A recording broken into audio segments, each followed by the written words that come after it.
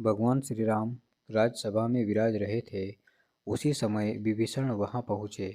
वे बहुत भयभीत और हड़बड़ी में लग रहे थे। सभा में प्रवेश करते ही वे कहने लगे, हे राम, मुझे बचाइए। कुंभकर्ण का बेटा मुल्कासुर आफत ढा रहा है। अब लगता है न लंका बचेगी और न मेरा राजपाट। भगवान श्री राम द्वारा ढाढ़स बंधाए जाने और पूरी बात बताए जाने पर विभीषण ने बताया कि कुंभकर्ण का एक बेटा मूल नक्षत्र में पैदा हुआ था, इसलिए उसका नाम मूलकासुर रखा गया था। इसे अशुभ समझकर कुंभकर्ण ने जंगल में फेंकवा दिया था। तब जंगल में मधुमक्खियों ने मूलकासुर का पालन पोषण किया। धीरे धीरे मूलकासुर जब बड़ा हुआ तो उसने कठोर तपस्या करके ब्रह्मा जी को प्रसन्न कर लिया और उनके दिए वर और बल के घमंड में भयानक उत्पात मचा रखा है। जब जंगल में उसे पता चला कि आपने उसके खानदान का सफाया कर लंका जीत ली और राजपाट मुझे सौंप दिया है, तब से वह अत्यधिक क्रोधित है। भगवान, आपने जिस दिन से मुझे राजपाट सौंपा, उसके कुछ दिन बाद ही उसने पातालवासियों के साथ लंका पहुंचकर मुझ पर धावा बोल दिया। मैंने 6 महीने तक उसका मुकाबला किया, परंतु ब्रह्मा जी के वरदान ने उसे इतना ताकतवर बना दिया है कि मुझे भागना पड़ा तथा मैं अपने बेटे मंत्रियों तथा स्त्री के साथ सुरंग के जरिए भागकर यहाँ पहुँचा हूँ।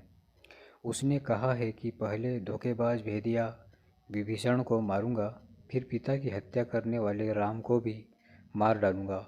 वह आपके पास भी आता ही होगा। समय कम है, लंका और अयोध्या दोनों खतरे में हैं। जो उचित समझते हो तुरंत कीजिए। भक्त भक्त की पुकार सुन श्री राम जी हनुमान तथा लक्ष्मण सहित सेना को तैयार कर पुष्पक यान पर चढ़कर तुरंत लंका की ओर चल पड़े।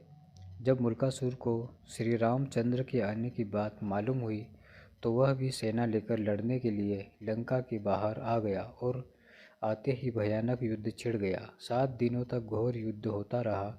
मूलकासुर भगवान श्री राम की सेना पर अकेले ही भारी पड़ रहा था। अयोध्या में सुमंत्र आदि सभी मंत्री भी आ पहुँचे। हनुमान जी संजीवनी लाकर वानरों, भालुओं तथा मानुषी सेना को जिलाते जा रहे थे, पर सब कुछ होते हुए भी युद्ध का नतीजा उनके पक्ष में नहीं दिख रहा था। भगवान भी चिंता में थे।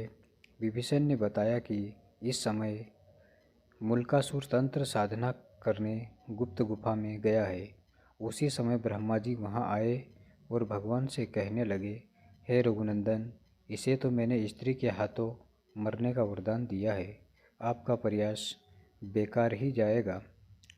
श्री राम, इससे संबंधित एक बात और है, उसे भी जान लेना फायदेमंद हो सकता है। जब इसके भाई बिरादर लंका युद्ध में मारे जा चुके तो एक दिन इसने मुनियों के बीच दुखी होकर कहा, चंडी सीता के कारण मेरा समूचा कुल नष्ट हुआ। इस पर एक मुनि ने नाराज होकर इसे श्राप दे दिया। दुष्ट, तूने जिसे चंडी कहा है वही सीता तेरी जान लेगी।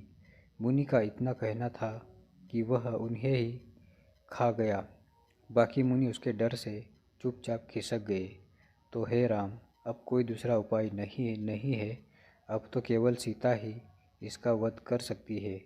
आप उन्हें यहाँ बुलाकर इसका वध करवाइए। इतना कहकर ब्रह्मा जी चले गए। भगवान श्री राम ने हनुमान जी और गरुड़ को तुरंत पुष्पक विमान से सीता जी को लाने भेजा। इधर सीता देवी देवताओं की मनौती मनाती, तुलसी, शिव प्रतिमा, पीपल आदि के फेरे लगाती, ब्राह्मणों से पाठ रुद्रीय का जाप कराती, दुर्गा जी की पूजा करती कि विजय श्री राम शीघ्र लौटे। तभी गरुड़ और हनुमान जी उनके पास पहुँचे। पति के संदेश को सुनकर सीता जी तुरंत चल दी। भगवान श्री राम ने उन्हें मूलकासुर के बारे में सारा कुछ बताया। फिर तो भगवती सीता को गुस्सा आ गया और उनके शरीर से एक दूसरी तामसी शक्ति निकल पड़ी। उसका स्वर बड़ा भयानक था। यह छाया सीता चंडी के वेश में लंका की ओर बढ़ चली। इधर श्री राम ने वानर सेना को इशारा किया कि मुल्कासुर जो तांत्रिक क्रियाएं कर रहा है उसको उसकी गुप्त गुफा में जाकर तहस नहस करे। वानर गुफा के भीतर पहुंचकर उत्पात मचाने लगे तो मुल्कासुर दांत किटकिटाता हुआ सब छोड़ छाड़ कर वानर सेना के पीछे दौड़ा। हड़बड़ी में उसका मुकुट गिर पड़ा, फिर भी भागता हुआ वह युद्ध के मैदान में आ गया।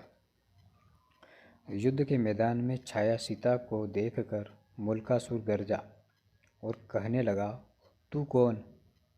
अभी भाग जा, मैं औरतों पर मर्दांगिनी नहीं दिखाता। छाया सीता ने भी भीषण आवाज़ करते हुए कहा, मैं तुम्हारी मौत चंडी हूँ।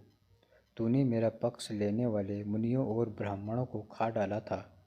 अब मैं तुम्हें मार मार कर उसका बदला चुकाऊंगी। इतना कहकर छाया सीता ने मुल्कासुर पर 5 बाण चलाए। मुल्कासुर ने भी जवाब में बाण चलाए। कुछ देर तक घोर युद्ध हुआ, पर अंत में चंडिकास्त्र चलाकर छाया सीता ने मुल्कासुर का सिर उड़ा दिया और वह लंका के दरवाजे पर जा गिरा। राक्षस हाहाकार करते हुए इधर उधर भाग खड़े हुए। छाया सीता लौटकर सीता के शरीर में प्रवेश कर गई। मुल्कासुर से दुखी लंका की जनता ने माँ सीता की जय जयकार की और विभीषण ने उन्हें धन्यवाद दिया। कुछ दिनों तक लंका में रहकर श्री राम सीता सहित पुष्पक विमान से अयोध्या लौट आए। मैं आशा करता हूँ दोस्तों यह छोटी सी वीडियो आपको ज़रूर पसंद आई होगी। यदि वीडियो पसंद आए हो तो इसे लाइक करें, शेयर करें और चैनल को ज़रूर सब्सक्राइब करें। आप सभी का बहुत बहुत धन्यवाद। आपका दिन शुभ हो।